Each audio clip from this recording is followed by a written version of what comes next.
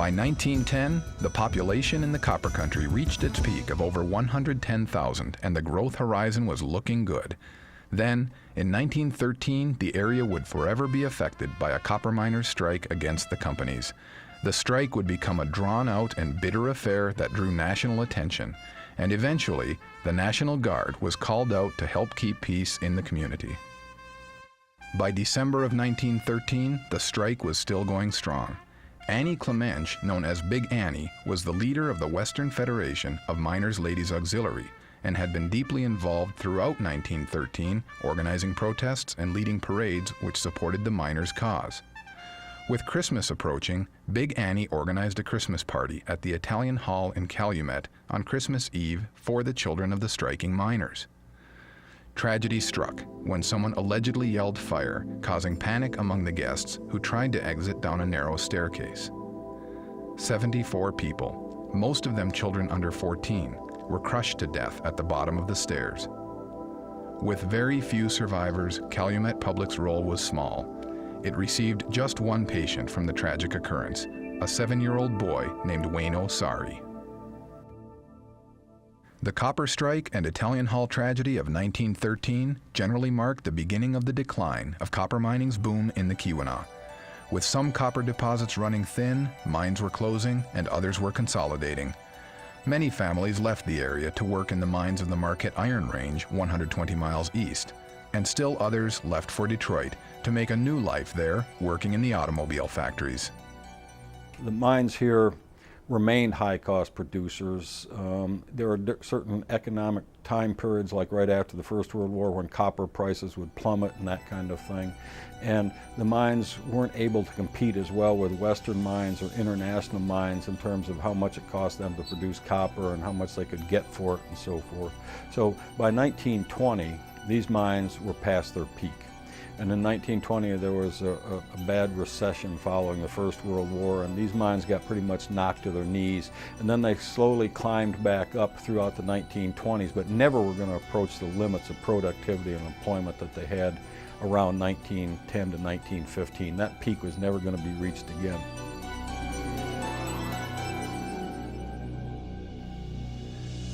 Calumet Public Hospital began to serve an increasingly important role as medical provider in the Keweenaw. By 1916, the Hospital Board of Trustees expressed a need to build a new hospital to meet the growing demand for medical services and to replace the old facility, which was in need of expensive repairs and updates. This effort would take nearly 7 years before becoming a reality. In 1917, the Nurses Training School became affiliated with the Women's Hospital of Detroit, and in 1918, the Houghton County Training School for Nurses Corporation was dissolved, and the school was consolidated with Calumet Public Hospital. By 1920, fundraising efforts were started to build a new hospital. Charles Briggs and Captain James Hoatzin contributed $25,000 each for an endowment that would help fund hospital operations on the condition that the community raises an equal amount that would be used for the construction of a new facility. By the spring of 1921, sufficient funds were raised and ground was broken for the construction of a new hospital located on the corner of Osceola and 2nd Streets in Laurium. Laurium's new hospital was dedicated to the memory of the soldiers and sailors in the district who died during World War I. In April of 1923, staff, equipment, and patients were moved from the old Calumet Public Building to their new home on Osceola and 2nd in Laurium. This new building was formally named Soldiers and Sailors Memorial Hospital, but would continue to be called simply Calumet Public Hospital, or Calumet's Memorial Hospital by residents and the media. The new building boasted 21 beds, more space to house the nursing school, a clinical laboratory, and a state-of-the-art X-ray department. This new facility would become the nucleus around which today's Keweenaw Memorial Medical Center would be built, and its construction exemplified the community spirit of the people of Calumet and Laurium. That spirit would be exhibited further when fraternal, church, and civic organizations each took on the challenge to furnish and maintain a room at the new hospital. Shortly after moving into the new building, Calumet Public hired Miss Manila Netzel in 1924 as a teacher in the nursing school. 3 months later, she became surgical supervisor. and within 2 years, she was asked to take over as superintendent of Calumet Public. So I was very strict with them.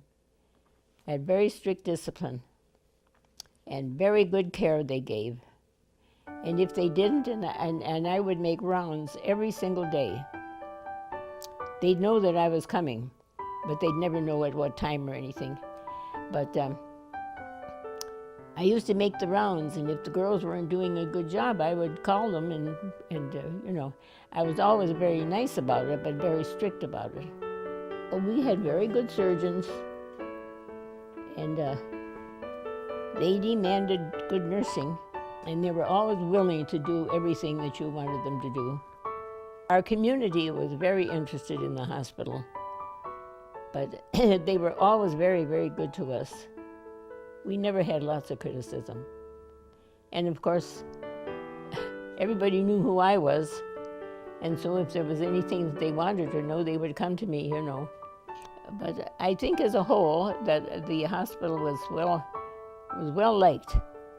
With the stock market crash of 1929 signaling the beginning of the Great Depression, Calumet Public's Board of Trustees needed to make cuts to ensure the survival of the hospital.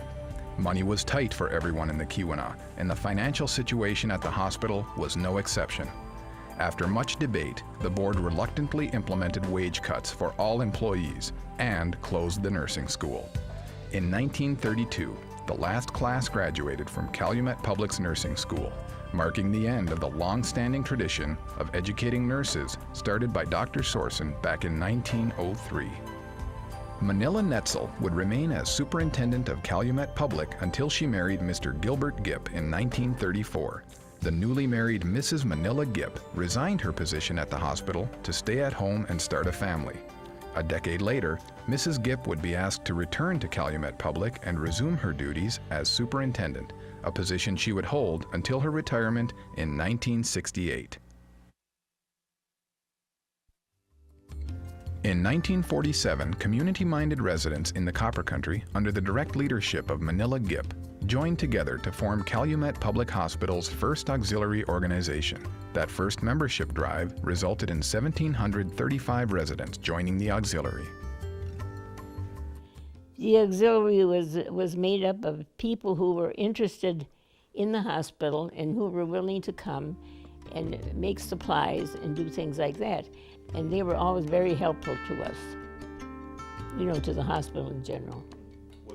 Today, the auxiliary continues to play a vital role at Keweenaw Memorial, raising tens of thousands of dollars annually to purchase hospital equipment and other items needed by the hospital. The auxiliary is a working auxiliary. We would like to have everybody that joins do something, and if it's possible. And then we have different fundraisers.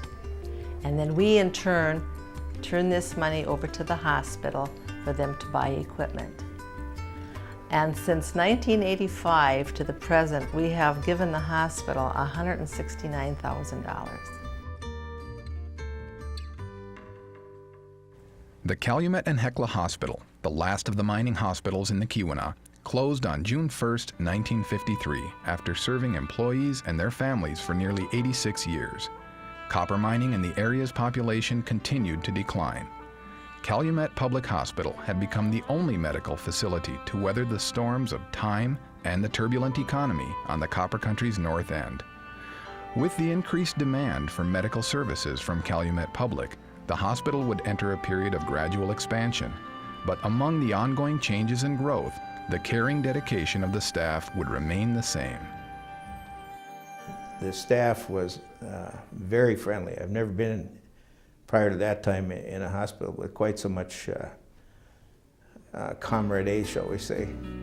And everyone knew everyone else. Everyone gathered at 10 a.m. To hear one of the older docs, Dr. Roach, tell all his stories. And that was an institution, and it bonded the whole staff together, doctors, nurses, cleaning ladies, everybody. Everybody knew everyone else. We all had a common goal, and it kind of looked to me like what medicine should be. And I really enjoyed working here all those years, you know. Expansion and renovation for Calumet Public would be ongoing over the next 30 years as hospital administrations strive to provide the best medical care for patients in the Keweenaw. Space would be added, the latest equipment purchased, and new programs started, all designed to maintain Calumet Public Hospital's position as the area's leading healthcare provider. And the continued success of the hospital can be attributed to many people. All the employees, the medical staff, the auxiliary, the board of directors who changed, but over time were very supportive of all the efforts. I think we just felt as a community, everyone at the hospital, we're all working for the same goal, to deliver good health care to the best of our ability at the most affordable price we could. We took a lot of pride in trying to do first. I was very proud, and I'm sure all of the people working here were proud as visitors and physicians came to see what we had here. They were surprised at the technology that we had. And that was attributed to a lot of the people who worked here, department managers, doctors. They had their hearts and soul in the hospital and community. And their efforts were always to do the best they could for everyone. And just did over and above what you would expect of a physician. With the face of healthcare changing, hospitals, especially rural hospitals, needed to remain vigilant and adapt to best serve their communities well into the future. In 1995, under the new leadership of Rick Wright, Calumet Public changed its name to Keweenaw Memorial Medical Center. The name change reflected the hospital's role in serving the entire Keweenaw Peninsula and in providing more than just hospital services. Keweenaw, of course, represents the area that we're in. It's the present. Memorial is a tribute to the past. As you know, the name of the hospital included the word memorial many, many years ago. And medical center was the way to say to everybody we weren't going to do medicine the same old way, that the four walls might look the same, but what we did within them was going to change. So we had our present, our past, and our future tied up in that name. And I think it's really done a good job of convincing the community and my staff that things are not the same. With a new name and a new administrative head, Keweenaw Memorial extended its reach in the community on a variety of fronts. Hospital services were combined with physician services when a new health center, adjoining Keweenaw Memorial Medical Center, was completed in 1998, becoming the epicenter of local medical care with additional office space for visiting specialists. Throughout the 90s and into the 21st century, growth was at an unprecedented rate for Keweenaw Memorial, with fitness and rehab centers opening in Laurium and Houghton, a walk-in clinic being established in Lake Linden, and Northridge Pines Assisted Living Center opening its doors to area senior citizens. Keweenaw Memorial also purchased 2 pharmacies and launched respiratory home health and a home medical equipment company, formed sleep and pain management clinics, and established Team Care Home Health, a joint effort with Portage Health System of Hancock, this latter operation being the vehicle by which healthcare is brought into the homes of Houghton and Keweenaw County residents.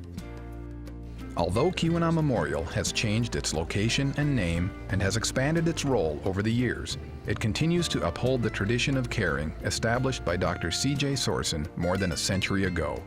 It's this personal, small-town touch and the people of Keweenaw Memorial who provide it that has endeared the facility to her patients and made the hospital the heart of the community.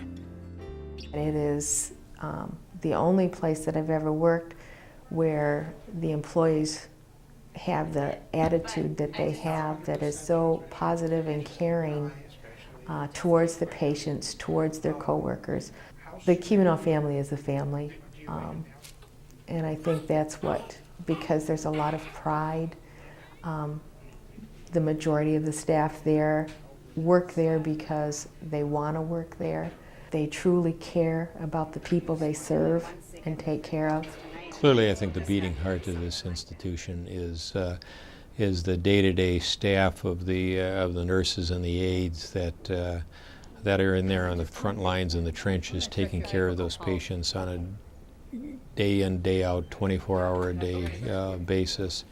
And as I say, they were part of the reason I stayed in this institution for so many years, because I knew when my patient was going to be here, they were going to be well cared for. by people who had a real interest in them and wanted to take care of them and provided for them very well. I guesstimate that we know about 90% of the people that walk in our door, we know them by name.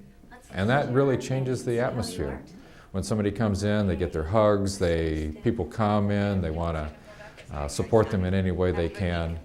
That hospital is a reflection of the community. We're the largest employer. We employ the people that live right in town. We draw from the surrounding areas. It takes on the personality of the community. When you come in there, they're friends taking care of friends. And it reflects the good, solid values of the area in which we live and we work.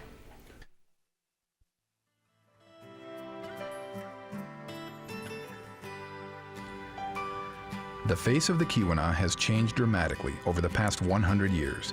The ever-present remnants of the copper industry are a constant reminder of the shining era that built the copper country communities we call home. Keweenaw Memorial Medical Center is a vital part of that rich history.